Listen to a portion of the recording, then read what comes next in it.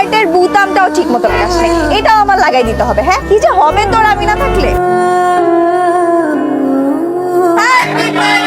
কি রে দোস্ত, তুই শাড়ি পরে আইছিস কেন? আমার ফ্রেন্ডের বার্থডে, আমি শাড়ি পরবো না তো কে শাড়ি পরবে? না, আমি তোর বয়ফ্রেন্ড, তুই আমার গার্লফ্রেন্ড, তুই আমার বার্থডে শাড়ি পরে আসবি।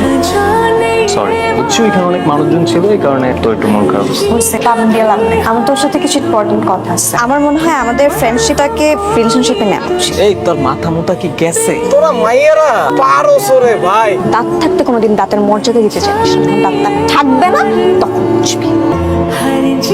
এই যে তোদের দুলা ভাই, এই মুহূর্তে তোরা যেটা বলতে মন চাইতেছে সেটা আমি জাস্ট বললাম না তোকে।